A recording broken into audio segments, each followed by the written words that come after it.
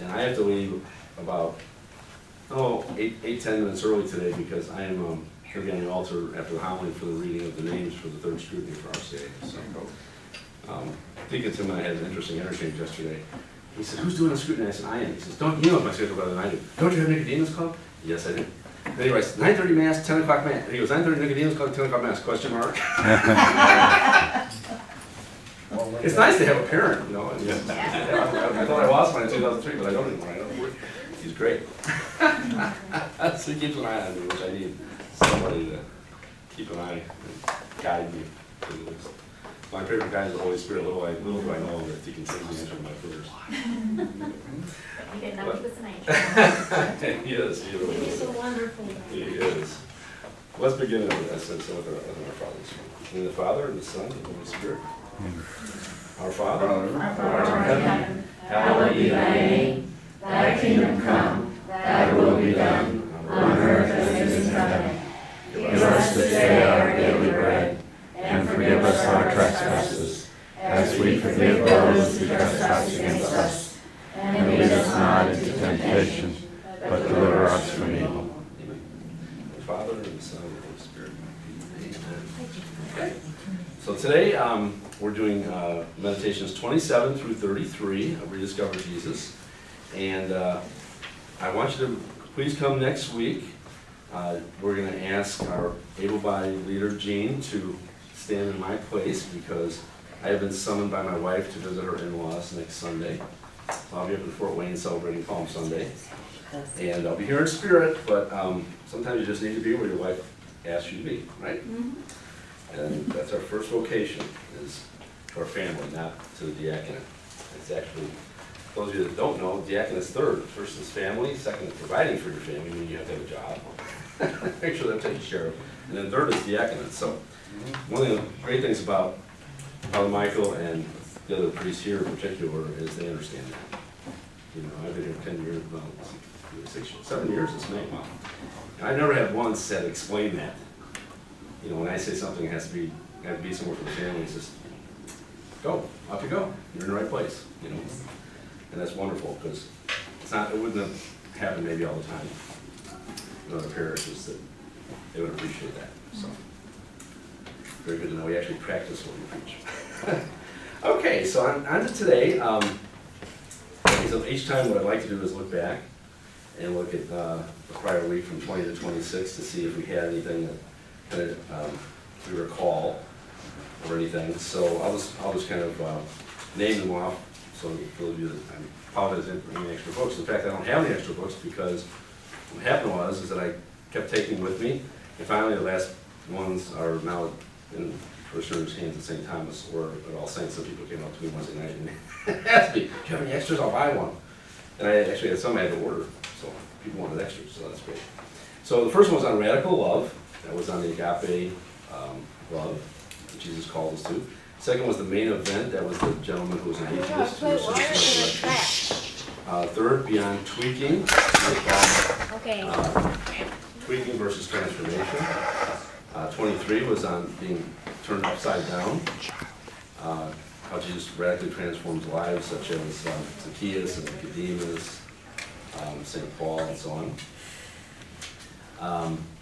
Next was the gap between living our best version of ourselves versus who we are right now.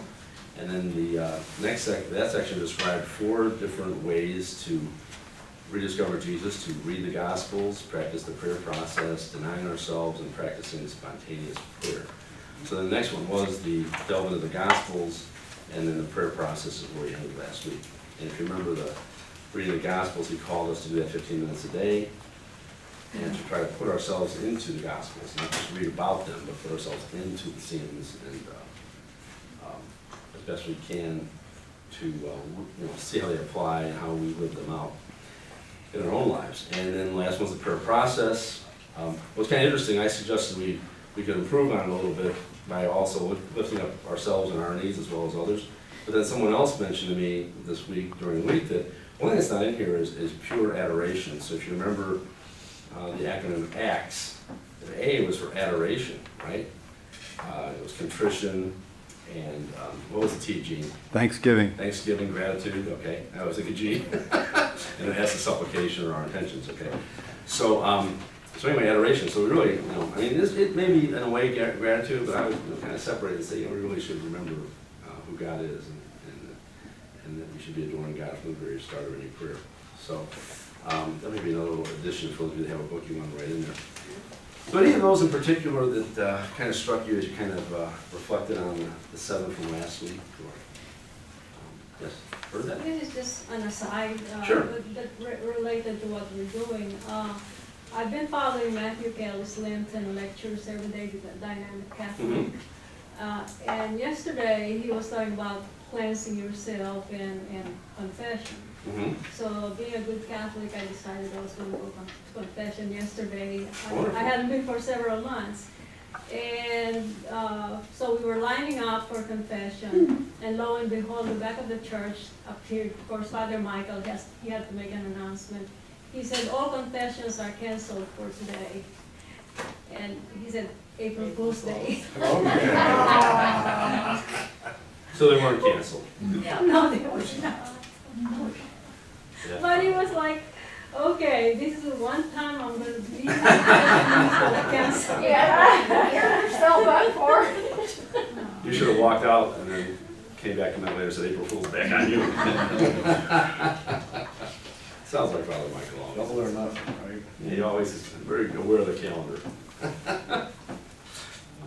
Anybody else have any comments? Lisa, you was like you're ready to say something.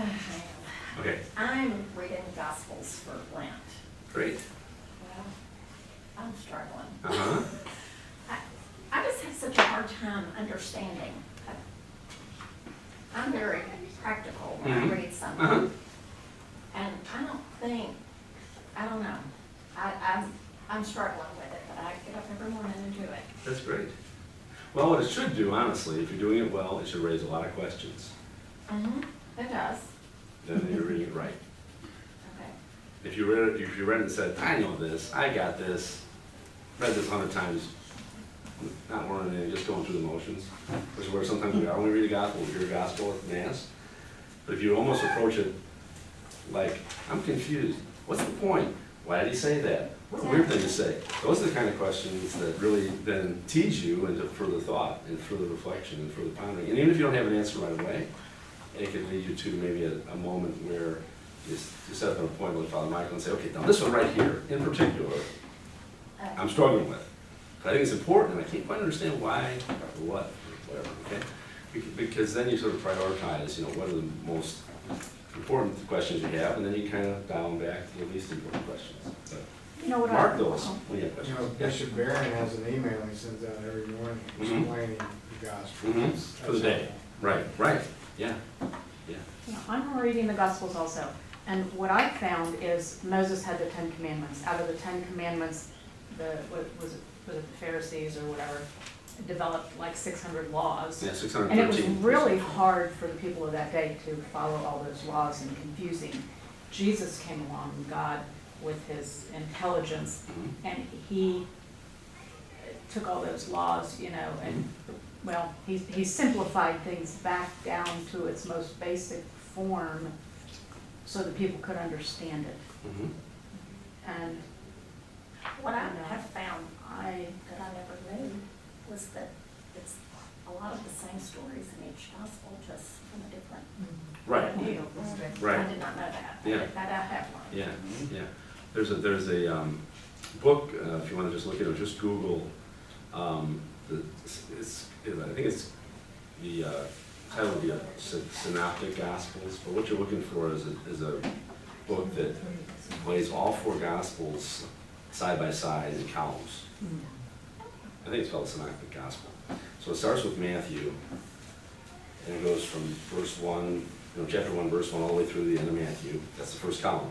And the next set puts all the same things in Mark, Luke, and John. Yeah, And so you'll see a particular passage that maybe is only in Matthew, right. or it's on Matthew and only Matthew and John, or so on. And then once it gets done with that, then you'll see the ones that are only in Mark, or only in Luke, or only in John. But what's neat about it is when you see them side by side, you notice, well, why did Matthew say to this audience on this geographical area. And why they use these particular words. Where in Luke, it's something else, or in Mark, it's something else. And then you have to look and say, why did he emphasize or take away this word or that word, or add this or deduct that? Lisa, it's called a harmony of the Gospels. I have one, and I'll bring one next week for you to look at. Yeah, and what I have, I think it's called the Synoptic Gospels, blue. Yeah. Well, one of the things. And it doesn't really explain why they're different, it just, mine, it just shows you they are different. And then maybe, I don't know if yours does something more than mine does, Gene. Is your Harmony one kind of? It just has them side by side, Okay. so that you can compare one Yeah. version with the other, and there Right. were some that are not in one and in others, and Right, so forth. yeah. And One has to so, understand something too, and that is that these four people who wrote the four gospels were very different people. Well, sure. Luke, the physician, Yeah, who was John? right, You know, they're very different people. yeah, And so one of the flavors you would get using this synopsis approach, obviously, is how they differently said the same thing. yeah, yeah, and they had different sources. And Mark, further Mark, than that. and, you know, much of Luke and Matthew go on Mark, but there's other things that are in Matthew and Luke that are not in Mark, and they believe it's a source named Q, which is another source that doesn't get any writings from, they believe you see these elements of this Q in both Matthew and Luke, but not in Mark. And of course, John's kind of John. John's a little bit unique, and has a lot more, and written in a different way because it's written so much later than the other three. And then one thing I'd caution too is it's not exactly written by a person per se. Luke more than probably the others. Mark maybe more because, you know, he was a companion of Peter. But Matthew might have been more written by a Matthean community, as in particular John, the Johannine or Johann community, I don't know how to say that. So it's not that they weren't written by them, but in a sense written through them by their community. So it's not a single author all the time, right? Okay. Yeah. Meredith had me read a quartet of books one time, the Alexandria Quartet by a guy named Lawrence Durrell, and that pointed out maybe something that would be a way to look at this too, is when you see that, it's the same set of facts but seen through the eyes of four different people. And it's amazing how different those stories were.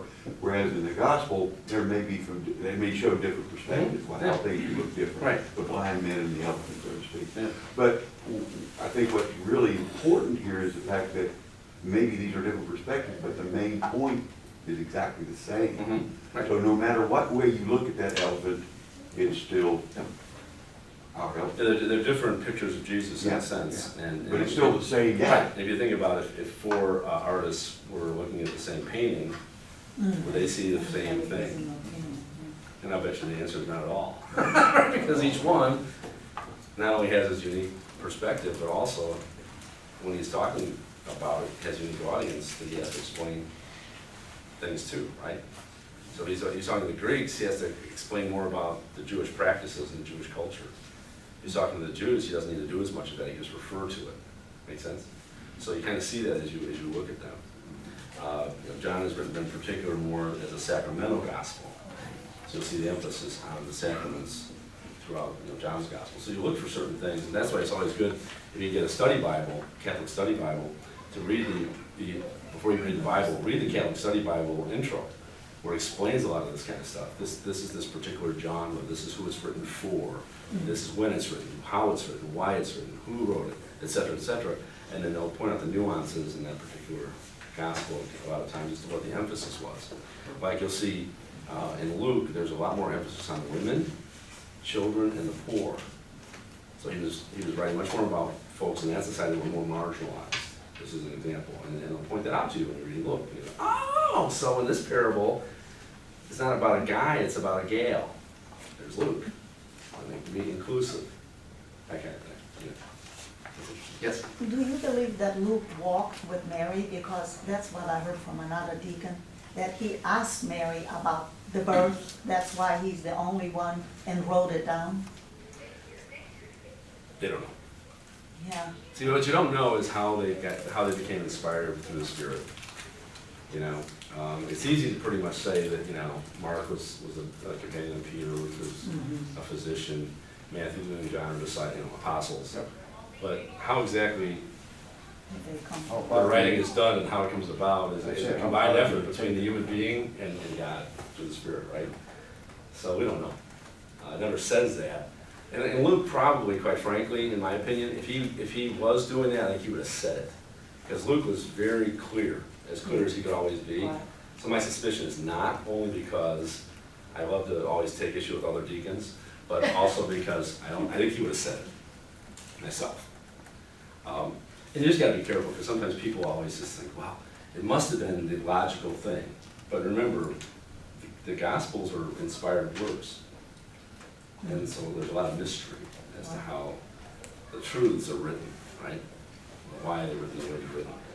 And so, in a sense, they're not just a simple human being writing stuff down. This is through the Spirit and how the Spirit. Another point too is, in this entire book, okay, Matthew Kelly never gets you on the fifth of who wrote it and how and Right. why and all that we're Right. talking about Right. here. It was simply references to the points Yeah. that were being made in that chapter of the book, which I thought was very, very good. Yeah. I mean, I can get into all that other stuff Right. if you like to, Right. okay? But, and Yeah. of course, he made references outside of the gospel as well, but Right. the point was, Read it. this is, you know, I'm Matthew Kelly, this is how this situation hit me, and I wanna share you, Mhm. you know, with you, what that is relative to our general understanding of Christ and God and so on. And I thought that was fabulous, Mhm. okay? And the references he made in the Bible were fine, Mhm. but that was the way he tied it together, Mhm. which I think is probably more significant Mhm. when studying this like we do, Yeah. than say some other approaches might be. Yeah, my favorite approach is honestly just to buy a lot of commentaries, which are just noted theologians that scripture scholars that write on the scriptures. So you get books and you read, 3 or 4 or 5 great theologians that all are talking about the same passage. And I guarantee they're all finding different things. Oh, sure. If I read 5 more, I'll find 5 more different things. And so when I do homilies, that's what I do. I'll look at a whole bunch of them and try to find what is the kind of the best of their reflections and their thoughts about each one. So that helps me a lot. So I'm not saying, what does this mean? Why are they saying this? So it's establishing that, and also understanding the culture and the context it's written in. There's all sorts of aids out there. You can look at famous people's homilies on it. So you can just keep going and going and going. There's like an infinite well of resources if you want to go into them in depth. In reading Matthew Kelly's chapter on prayers, actually. Prayer process? Prayer process actually gave me a different insight into the Bible, that it's full of prayers. Yes. If you look at Yeah. every quote, I mean, Right. he listed a whole lot of them. I said, Jeez, I didn't realize Yeah. it. Well, and that's in today's. Yeah, it's in that one titled "Spontaneous Prayer," number 28, where he says these one-liners, right? Mhm. Jesus, Son of David, have mercy on me. Lord, open my eyes that I may see. All these one-line prayers, and they're just all the way through that whole meditation. Yeah, yeah. And those are really kind of interesting ones. And I'll just make a quick comment on that. The one thing he was trying to get across there is, don't let spontaneous prayer be your only way of praying, because he said you do need a time and place to have structure. Take to it. the opposite view, don't Yeah. let the ones we know Catholically be the only ones either. Right. Exactly. That's Exactly. Yeah. nice The and road. formal, That's but sort now of you road. wanna talk to God, Yeah. that'll Right. work, see? Yeah. And as we read these, many times we have to look for that particular prayer that we need to say to God as we read the Gospels. But I love the way he says this on 128. He says, the daily, at the bottom paragraph says, the daily casual conversation with God tends to be kept alive. So this is the spontaneous prayer. It tends to be kept alive by the focused time of prayer each day. So have both, a focused time of prayer as well as a spontaneous prayer throughout the day. And then he goes through these beautiful reflections on these one-liners all throughout in different ways of praying. And I thought that was a really good way of saying, don't make prayer an exercise of compartmentalizing a set time of day Right. alone. Do that and throughout the day. And it can be for the most least little things that you keep that conversation going with God. Like I had people the other night, and I was asking God, okay, please don't make me overcook the burger, or don't undercook the fish, or whatever, you know, I'm thinking, that sounds like, is God paying attention while I'm grilling? I'm like, right here. You know what I mean? So, that's good. God's kind of reminding you, right? I need help. I wasn't gonna burn this. Well, that's what I use in my spontaneous prayers. The first thing I'll do is I'll cross myself Mhm. and I'll say, I'm back. Right. You don't have to say anything, really, right? You just being in God's presence is a prayer. Just doing that, just blessing yourself, or blessing His presence. Yeah. So what are the ones were you thinking about for today? We got 27 is denying yourself. 28 is the spontaneous prayer one. 29, dancing for joy. It's about, in particular, David and John the Baptist, weeping for joy in Mary's womb. Blind spots. I couldn't see that one at all. Man's ways and God, that's a joke. Man's ways and God's ways. Okay, that's a really good one for those of you that didn't get a chance to get all the way through that one. The real problem.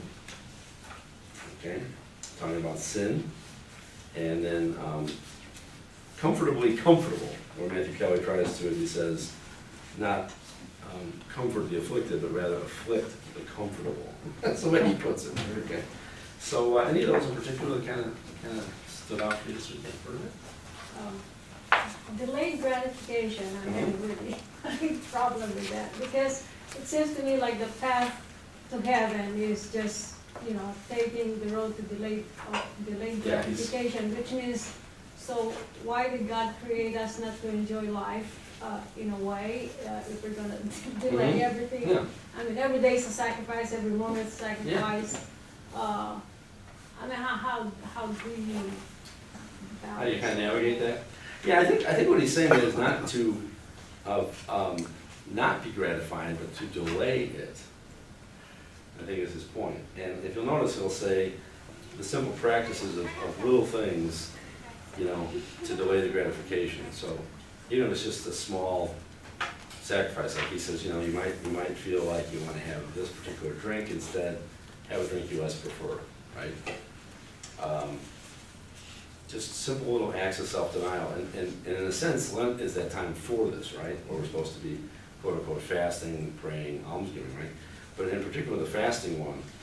But it's interesting how he talks about our ability to succeed in life. And I thought it was really interesting where he lays out these things. He says, you can't have a successful marriage, be a great parent, maintain good health, establish financial stability, or become educated unless you're willing to delay gratification. The best at anything are better than everyone else at delaying gratification. And that includes the great Christian heroes, champions, and saints who fill the history books. So we believe that somehow people that are willing to delay gratification are those that are the most successful. Well, look at that the other way around. We've heard about instant grat, Mm-hmm. What do we think of? It's me. I gotta have this, I gotta have that. And now, Yeah, That's the instant gratification, yeah. Get the stuff out of the way. Yeah. That's right. That's what that whole thing is. This is what he's making. At our age, if we delay it, we'll never have it. No, wrong. yeah. Where's your mind? And that may be okay. You never have. Maybe okay. Yeah. Then we will then look at. But his close at the end is really good, where I liked it. I said, you're craving a Coke, but then have water. And there's the next one. Perhaps you don't want to exercise, but say no to your laziness and work out. So in other words, I'd like to have a big smorgasbord of snacks instead. Maybe I should go work out. Then I can have my snack. Perhaps you don't feel like getting out with your work, and we'll get on with it. That's justifying the gratifications, what that is. Yeah. So but it's this idea of denying yourself. Then he closes with my Nike. Just say no. Is that what Nike said? Just do it, right? Right. That's Nike. Do it, right? Immediate gratification. Just do it. Do it now. And the say no is the opposite of that, right? Don't do it. Wait. See if you really need it. See if it'll pass. So it's a matter of sometimes delaying, sometimes actually doing something else to substitute for it. And maybe you won't even have that need. But he closes with the point upon it, learning to deny yourself will pay huge dividends in your life. He makes a different point between the difference of the path to pleasure Right. and the path to joy. Right. Yeah. Because we can usually have immediate pleasure. But if we want a lasting pleasure, that's called joy, and that takes a lot more work. Right? Yeah. But it's a hard, I mean, I understand what you're getting at. It's, do I say no forever, or do I just say no in a delay sort of way, right? Yeah. So sometimes it's just, you know, to delay it. Sort of it's a fruit of maturity in a way. If you think about when you're younger, how when you're waiting for Christmas time, it seems like Christmas will never get there. Do you remember? Like, oh, it's only December 15th, 10 more days, 9 more. Remember how it was? Now, as an adult, what does Christmas feel like? I can't believe it's already Christmas. I can't believe the holidays are going so fast. We're in a different place, and we know it, because we just know right away that's true, right? And so, it's like this with this delayed gratification, I think, as we mature, we become better at it, because we're used to it more often, you know? And when we're younger, we want it much more quickly. Maybe even think we should have. Yeah. Hopefully our maturity helps us with this a little bit. David, I'm looking at page 147. Okay. And there are 2 or 3 things there with which I have difficulty. Okay. And first of all, This is on the prodigal son. right, well, it says left, where the paragraph, the third paragraph down. He has a rather Hobbesian view of human nature. And I, being the libertarian I am, I have a Lockean view. Therefore, I have difficulty with the concept that left to our own devices, humans are vengeful. Then at the first one, and then in the first sentence, in the next sentence of the next paragraph, we are not naturally kind and merciful, slow to anger, rigid, compassion. I totally disagree with that. I do too. I've been I waiting. absolutely, totally disagree with that. I think human nature is good. When the original sin was committed, we judge now what is good and what is evil. So according to him, that's bad. We're supposed to just accept everything and say, it doesn't matter what I do, because God's going to forgive me anyway, which is what the next one says. If people wrong us, don't try to stop them, which actually encourages them to be bullies and keeps it up. And then whenever the father forgave the one son, to me, that encouraged the other son to, I'll just go do it too. I mean, there's got to be limits to all of this stuff. Yeah. So there are 2 things. Okay, let's take the first one. Let's Yeah. take the first one, which has to do with the natural law, right? God created us in his image and likeness, Natural, right? yeah. And he created us good, right? And he created us with the natural law, which means, in a sense, we should, in a sense, have a very natural way of knowing what is good, right? What is right and what is wrong, right? So, if you watch little kids as an example, if 2 little kids are playing, and one of them runs and falls down, will the other kid stand over him and laugh at him and kick him? No. What will the little kid do? He'll help the little friend up, right? And because they don't know, because they're thinking about it, it's just within them to see someone injured and help, right? So I think it's a very natural law. Okay, so when he says we're not naturally kind and merciful, don't fall out of your chair, but I agree with you. Because I think we are made good, okay? And in a sense, we're made just about perfect, except for original sin, okay? And this concupiscence that we're born with, okay, is really pretty simply understood as, you know, we are members of a human race that is wounded, right? Fallen, but not forever blemished, okay? We just start that way, okay? And it means we have a will that's not 100% perfect, right? Or a reason or an intellect that's 100% perfect, because things are just a little bit darkened, right? Or weakened because of our human nature. But we're still made good, just not perfect, because we do have that little concupiscence, that inclination, in a sense, to turn away, or turn towards sin. Well, I do agree that there will probably be a child that would help him up, but maybe that same child would not want to share his toys with, you know, his Right. brother. So each Right. of us has our own Right. tendency Yeah. towards sin. Yeah, yeah. So, I mean, so Yeah. in that one area, so, you know, But the natural law would say something like, people would know if 2 kids or big kids are beating up a little kid, not to join in. Okay, they would know that's wrong. I mean, those things are wrong, right? So there's a natural right and wrong kind of within us. Now, we may not respond to it, maybe it's just the opposite, but within us, there's that. It may be overcome by fear or something Yeah. else. Yeah. But don't you think there are people that are born without a conscience? Clearly or psychopaths. No, well, they may have like, yeah, chemical imbalances and things like that. Yeah, they might overcome some of those things, yeah. Because of their psychological makeup. Dorothy has a question. Yeah, go ahead. Well, I read the same passage over several times, and I was, what? Last week we covered the fact that being judgmental, I'm guilty, mea culpa, I am No. guilty. But I see in here that I think Matthew Kelly is very judgmental in this, saying All of us that is judging. we are not naturally kind and merciful. How many people, what kind of facts and figures does he have for this? I don't know. But I think it's unfair. I think he's unfair to the entire human race. Yeah, I Yeah. do too. I don't. I agree. I mean, I wouldn't have said that. I think you should have started with, we are made in the image of God, and we are created to be Yeah. God, and those things. Now, I think he does say, something, the second sentence is a little more true, that our attitudes and behaviors are learned as we seek to walk in God's ways. In other words, we can take the natural goodness from the natural law and build upon that, right? We can live a life of virtue, right, and become more and more virtuous in a lot of ways. So, you know, humility and charity and love and all the different virtues. But, or we could go the other way, right? We could take the natural good and undo it, in a sense, by becoming really, really evil, okay? So he says attitudes and behavior are learned, good ones and bad ones, right? And so it's the, we're creating an image of God, and then when life begins, which way do we go? We build on that, or do we, in a sense, move away from it? Yeah. So I agree with you. I mean, I think that was Now, we're a being misstep on his part, because I really do think we are made that way.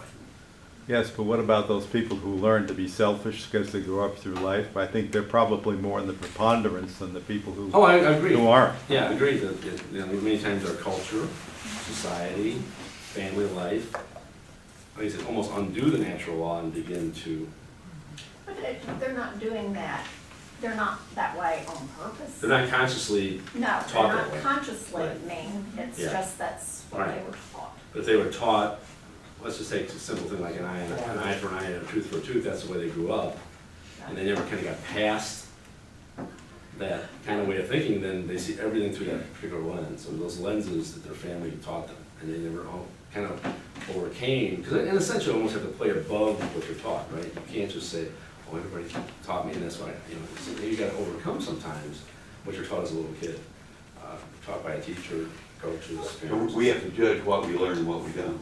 Well, we learn, but What we don't want to sometimes see. we have to unlearn things, Yeah, right? that's right. Because they're not, But we have to make a judgment. yeah, we are making a judgment as to what's right and wrong. We're the difference between judgment and I'm not judging a discernment. person, yeah, I'm not judging a And person, but discernment. I have to like look at this and say, you know, just because my parents or my teachers or whoever said something, I may realize that's not what, I don't think at all what. Oh, you're hitting on a very subject right now. Ask yourself the question, how many people up until now in my lifetime have I interfaced with since the time of the child all the way up? Hundreds of And thousands. how many opinions came at me through Yeah. those interactions? All the reading you do as well. I mean, it's not a simple thing.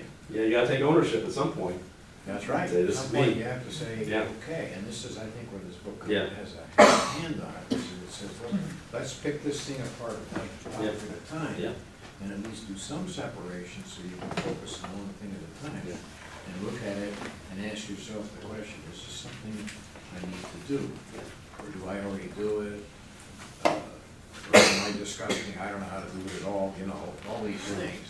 But the point is, you know, the answers I'm hearing from various people who have spoken up here so far is that we had to realize, by the time we get the ages we are right now, we have interfaced with hundreds, Yeah. if not thousands, of people, not to mention media, Yeah. not to mention television, etc., or the news. The thing is, all of this makes that a very complex thing. And what I like about this book is, X number of chapters, Matthew Kelly took it apart. Yeah, he does get, a couple pages, yeah, he's right. And, you know, and this is better than trying to catch the whole thing at Yeah, once. yeah, he's doing a small little, yeah. And this is excellent, because, okay, this is what it seems he's focused on. Right. It's just And sometimes it does raise questions, which is good, even if you don't agree with it, it's like raise the questions, and why don't we agree with that? So on your second point, is the father, I think the way you would say it probably is he encouraging by forgiving or being so merciful to the son and giving him the fatted calf and the ring and the robe and the sandals and all that, is he sort of encouraging Yeah. another person, His other maybe son, maybe his same. brother? Okay, so what do you think about that? That's a great question. What do you think about it? Is God's knowledge of God is the Father, is God's mercy something that we think people will take advantage of? David, are there not people who have said, I've heard it said, Mhm. that, well, what I'll just do is live, you know, spread my wild oats and then give a deathbed confession and I'm Mhm. clear in the Yeah. heaven. I mean, As long as you know when the death is, you're, as long as you time. as long as your timing is good. But I mean, and clearly God Right. doesn't want us to do that. Right, Because, right. I mean, clearly that's not the message he's trying to send. Right. But it's certainly what those Yeah. words Yeah. are telling you. It's Yeah. kind of like now in our socialistic system, you know, you give, and people are gonna say, why work? Yeah, I right, said it. yeah. Yeah, well, we won't tackle the economic thing. We'll No, let's but tackle it's the let's same tackle- idea. yeah, It's the let's same tackle the idea. spiritual side. So It's Jesus the- is it's a little the- confusing to us, isn't he? Yeah. Because he'll tell us to take up our cross and follow him, and yet he says the Father will give the same reward to a person who works 1 hour, 3 hours, 6 hours, or the whole day. Right. I go, wait a minute. He seems very demanding. Follow me, rich man. Give up all your possessions, come follow me. And then the next minute, you worked an hour, you're in. Thief on the cross. Today you'll be with me in paradise. I mean, what gives? Why is he over here sometimes seeming like you first have to do nothing to be included, like the thief on the cross?